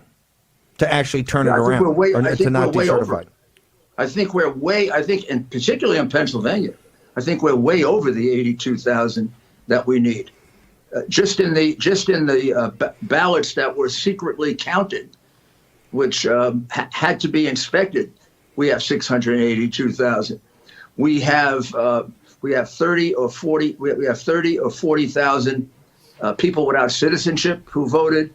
We have 17,000 alone in Pittsburgh, where people had voted before they got there to vote. In other words, somebody had illegally voted for them. We have about 22,000 in Philadelphia. I mean, the numbers add up to way over, maybe 5-6 times the number that we need. If they give us a chance to prove it, we can prove it. Mayor, can I ask you just to hold over for, we got a couple of minutes of commercials and we want to come back. We got a couple of questions to ask you about Arizona and these other. You're expanding the battlefield today with testimony tomorrow in Gettysburg, Pennsylvania, in front of a Republican, the Majorities Committee in the Senate is going to sit there and go through the evidence. Rudy's going to bring the receipts so the national media can sit there. It's a forcing function to force them to look at the evidence that Rudy Giuliani has. So take a short commercial break. We're going to return with America's Mayor, Rudy Giuliani, in the case to count all legal votes. Remember, all legal votes should be counted. No illegal votes should be counted. We're going to return in a moment. Here's your host, Stephen K. Bannon. Mayor Giuliani's been gracious enough to spend a few minutes with us here trying to explain. So tomorrow, Mayor, we've seen just reams of statistical analysis that shows that it's impossible mathematically for what happened in Pennsylvania to happen.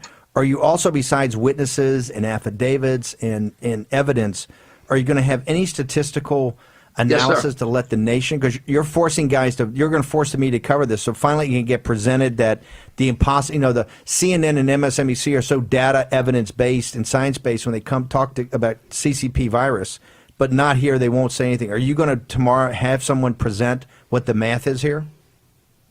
Absolutely. I mean, first of all, you begin with the fact that there are statisticians, and we'll present that in affidavit form, possibly a witness also. But statisticians who say it was impossible in the amount of time and with the amount of votes left for Biden to not only have caught up, but to get as big a lead as he got when he was 850,000 votes behind. There's several. We have several statistical reports like that. There are also reports that analyze, as the vote was being counted, the number of machines that were available. It was impossible to count that many votes during that period of time. In other words, the votes were 3 and 4 times the capacity of the machine.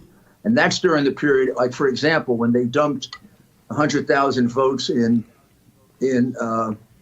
Detroit. 100,000 votes came in at 4:30 in the morning in garbage cans and in waste paper baskets and in cardboard boxes. There are 4 witnesses to that. They'll be presented in Michigan next week. During that period of time, those votes were counted in something like 45 minutes. It would have taken 3 to 4 hours to do that unless you were double and triple and quadruple counting them. There's evidence like the overvote in Detroit. There are places in Detroit where 200%, 300%, 400% of the registered voters voted. That's, of course, completely impossible. That's why people come in and can't vote, because their names have been used as having voted for a phony voter. And then you, Steve Bannon, show up, or poor Mrs. Jones shows up. She wants to vote, but in the early vote, they'd used Mrs. Jones's name. They'll be inside witnesses. That'll be in Michigan. A woman who worked for the Democrat Party, who was disgusted at what she saw and testifies from the very beginning in September, they trained her how to cheat. And she did all these things. People would come in, they weren't registered, she'd find a name to attach it to. They told her never to check addresses, never to check signatures. If people were having trouble voting, show them how to vote Democrat, which she did on a number of occasions, and so did her colleagues. And she'll testify she was told never to show a Republican any of the ballots. No matter what they said, the police will back you up, she was told. So this is the kind of election that we're running, Steve, all throughout the country. This is the okay. So this is the you're going down this path, and I just want to make sure the audience understands something, because we are burning daylight. You've got these hearings tomorrow. You've got hearing in Arizona and Michigan Monday, Tuesday next week. They're not with the whole legislature. Some of those have to be called back, like in Arizona. But you show it tomorrow. You show your evidence. That evidence you're showing tomorrow is also the evidence that you're using in federal court to push this forward in Pennsylvania, Michigan, and in Georgia and other places, correct? So it's people are going to see the evidence you've got, and it's being used in two different forms. They're going to see, obviously, we don't have enough time to show all of it. So we'll show 20% of it representative of the other 80% that we have. Since we have a safe harbor on the 8th, and that could be moved, right? But the 14th is a hard date when the Electoral College meets, and they've got to have, if they don't, the electors are not sorted out, it gets kicked to the House. Is there enough time to go down both paths, to go about a legislative path and deal with that, and also the courts? Do you feel comfortable you've got enough runway that you can get lift by pursuing both? I do, but the reason we went to this strategy of getting the evidence out is it seemed to me that some of the courts were intent on making it certain that we couldn't get our facts out so that people could get on television and sometimes in good faith mistakenly say we have no evidence. And sometimes they know we have evidence and they just lie about it. So it really is important for the American people to know that there is substantial evidence and that the president is pursuing this for the good of the American people. This is a major, multi-state, multi-city voter fraud. It is, when I say multi-state, multi-city, it's confined largely to the big cities that have crooked Democrat machines. And they didn't try this in neutral cities or small places. Right. Swing states, battleground states with big Democratic machines. Yeah, we got about a minute and a half left. The number of people who have gone to jail in these cities, Democrat politicians, is legendary. I mean, some of them, like every other mayor, goes to jail. In Philadelphia, you have no idea. You have no idea in Philadelphia how many people have been convicted of voter fraud. It's like it's as frequent as parking tickets in some other places. I mean, it's a hobby. The last question. Dershowitz laid out an alternative. Congressman Kelly's pursuing this in state court, where no evidence, no witnesses, no vote. He just going to the pure constitutional. The state legislature did not have the authority to change this for mail-in ballots. They had to have a referendum. Do you believe that if you tried another alternative, because Dershowitz is giving you the signal that the Supreme Court would probably back you on that. Have you thought? Are you thinking about maybe just going down by pursuing and do a pure thing where you just go hit it on the constitutional issue? Not quite that, but something very much like that will be filed shortly. I can't exactly disclose the nature of it because it hasn't been decided on, but there'll be a multi-state case that'll be brought. That'll be brought on a pure, none of them are pure legal issues, but a much cleaner legal issue. But also, you know, should the Supreme Court decide that way, you also want the American people to know this isn't a technicality. Trump actually won. I can show you how Trump actually won Pennsylvania.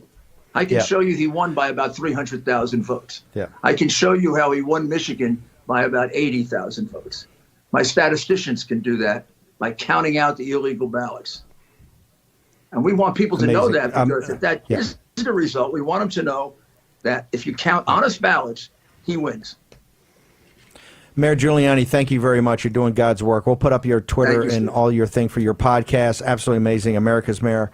Mayor Giuliani does, I tell you what, he's the ultimate honey badger. You get attacked, you don't care, you just keep going. That's the ultimate honey. Honey badger doesn't give a crap. He just keeps grinding. The ultimate honey badger. Mayor Rudy Giuliani, be back in a moment. It was a long old press conference, but I thought it was pretty detailed. What do you think?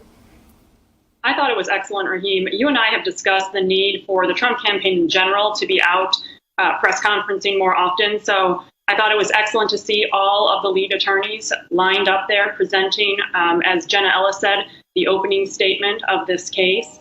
And I thought some really great points were made. They did dip into good detail, but some of the overarching themes that they presented really rebutted a lot of what the media has been peddling recently to the American people. In particular, this idea that there is no evidence. It's like the nation needs to take a 1L criminal law course. These affidavits are evidence and can be presented in court. Frankly, even circumstantial evidence is perfectly good evidence in court, but this is direct evidence. It's very powerful. And the number of affidavits we're seeing in some of these filings is truly extraordinary. So I thought that point was really excellent. I also liked the point that Giuliani made, and you've touched on it briefly. The press is always talking about how Trump foments dangerous situations. But in fact, the press right now, because they're covering up so much and they're covering this in such a biased fashion, they have created a dangerous situation for the attorneys and the witnesses in these cases across the nation. And it's truly terrifying in the United States to fear for your life if you're working a legal case or if you're coming forward as a whistleblower. It really is shocking. Yeah, and Molly, not to even necessarily stress any one person or one outlet that's doing this, but it seems like the line from the media today is that this wasn't good enough because we can't see all the affidavits. But in order for somebody to want to sign an affidavit like that, some level of anonymity, some level of shielding is going to be required because of the situation the media itself has created around this thing.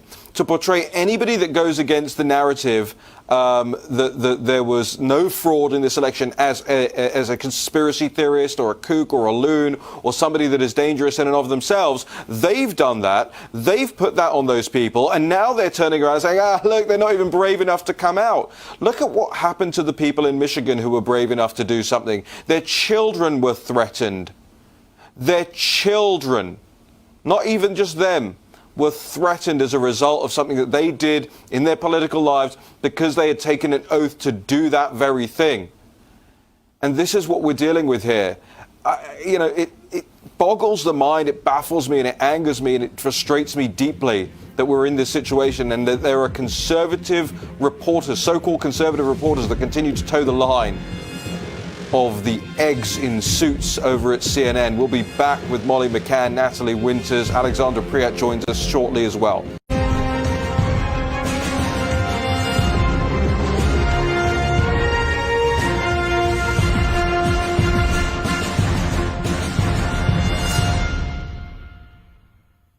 Kraken's out.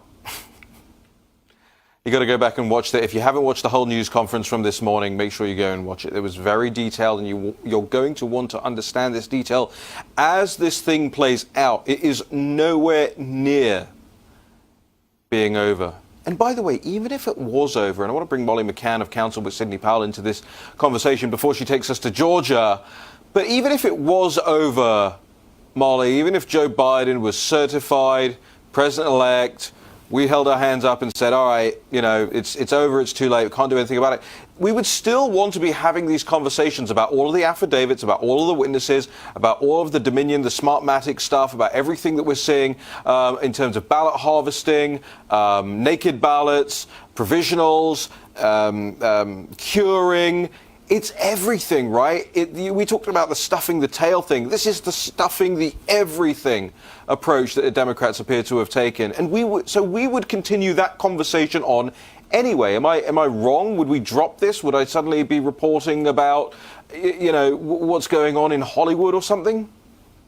Well, you're not wrong. We certainly looked the other way for some time now when we've had these smaller discrepancies. One of the points that was made at the press conference is that the scale of the voting this time has exposed a type of fraud that most people were unaware of. There are two sorts of frauds going on here. One is Giuliani says we can win just on the old-fashioned fraud, pointing out the illegal votes, pointing out the ballot stuffing.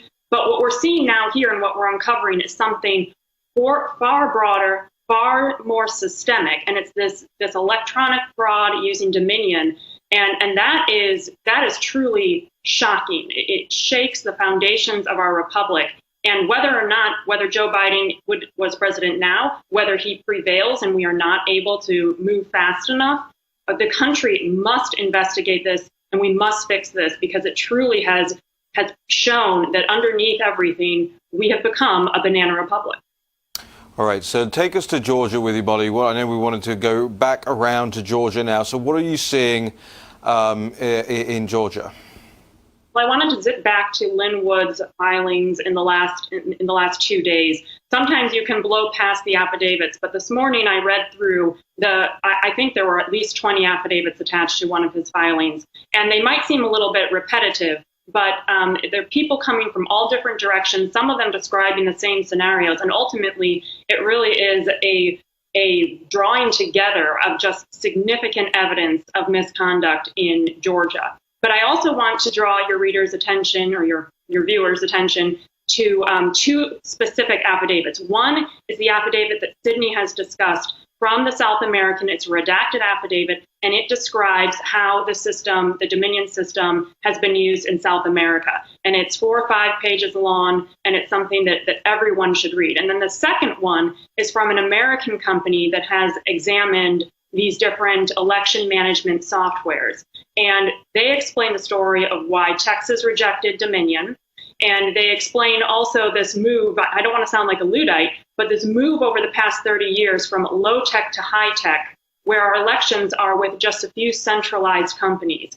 And I really do think there are certain places in our system where slow is better and where things that don't work super fast are better. You see in Congress, we sometimes get frustrated by how slowly things move. That is not a bug. It is a feature of our system. Similarly, with voting, we really need to look to return to more low-tech processes if we want to defend our election systems. But this affidavit is quite long. It's very good. It explains various flags that they have found in Dominion, which suggest massive, massive fraud.